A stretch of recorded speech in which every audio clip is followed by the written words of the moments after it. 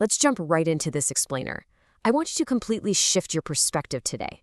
We're not doing a high-level academic history lesson. No, we're getting right down into the sand.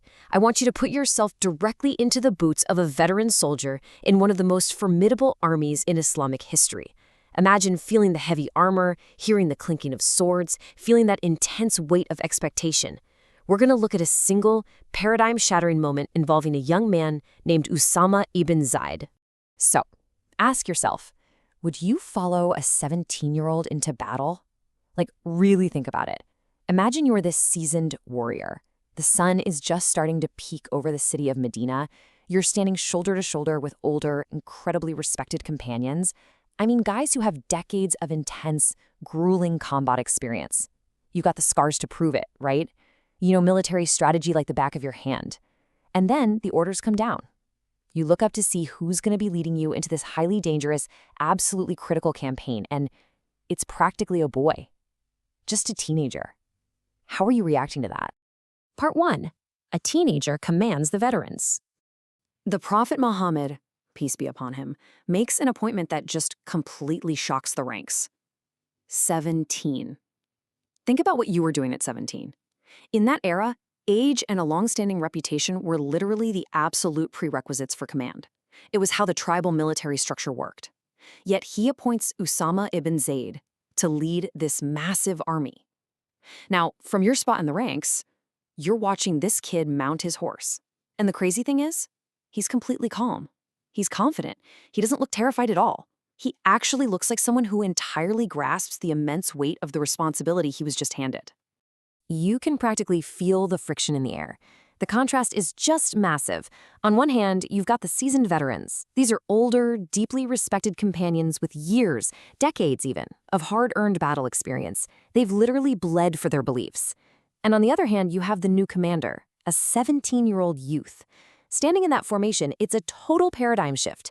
Decades of tactical brilliance are suddenly placed under the direct command of a guy who has been alive for less time than some of these veterans have been fighting. Section 2. Whispers of doubt in the ranks. I mean, let's be real. You can't put a teenager in charge of seasoned warriors without getting some serious pushback. It's just human nature. Looking through our veteran soldiers' eyes, we have to acknowledge the very real, very human reactions spreading through the camp.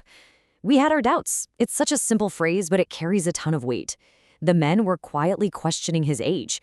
It wasn't a mutiny or anything like that, but it was a deep internal conflict. You absolutely love and trust the prophet who made the appointment, but your logical, tactical brain is just sounding alarm bells. He's too young, the whispers go. He hasn't seen enough. When your life is on the line, skepticism is literally a survival instinct. And that skepticism was definitely rippling through the ranks. Section 3. Redefining true leadership.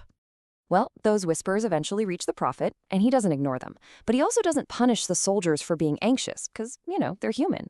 Instead, he steps in and completely flips their worldview upside down. He gives them this profound redefinition of leadership. He reminds these doubting veterans that true leadership is about faith, character, and ability, not age. Put yourself back in those boots for a second. You are being told to unlearn everything society has ever taught you about hierarchy. You're being asked to evaluate this young man not by his birth year, but by his piety, his moral fiber, and his actual competence. It's a game changer. Section 4. Grief and a new caliph. Now, the emotional roller coaster for our soldier is about to get staggering.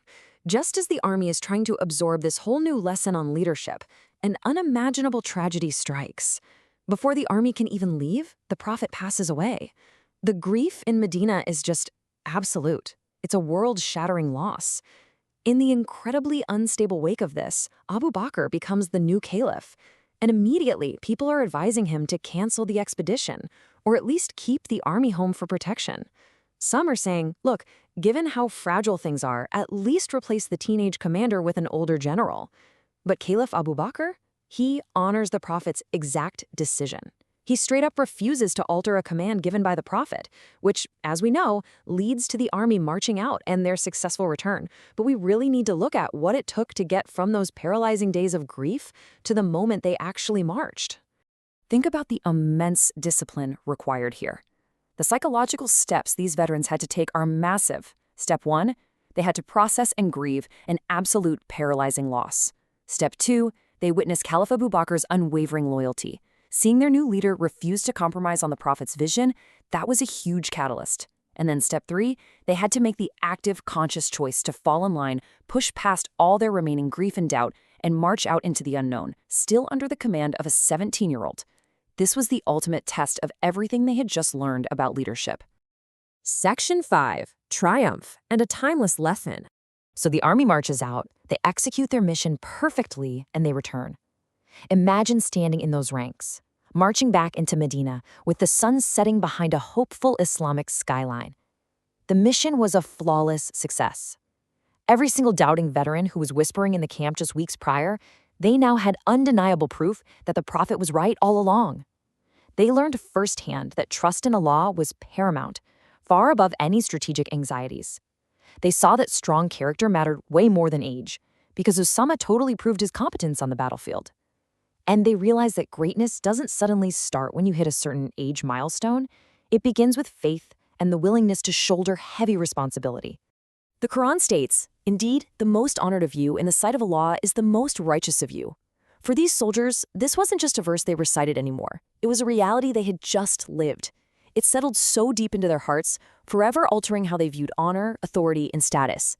It completely dismantled the old tribal systems of prestige and replaced the whole shebang with a pure meritocracy based on character and righteousness. Which really leaves us with this final provocative question. We aren't just looking at some ancient historical event here. We're looking in a mirror. Think about your own life, your workplace, your community. Does your character outweigh your age? Are you maybe judging others, or even holding yourself back based on arbitrary numbers, instead of looking at true capability and moral fiber? The legacy of a 17-year-old commander is a timeless challenge to our modern potential. Thank you so much for joining me for this explainer, and I really hope this story inspires you to lead with character, no matter where you're at in life.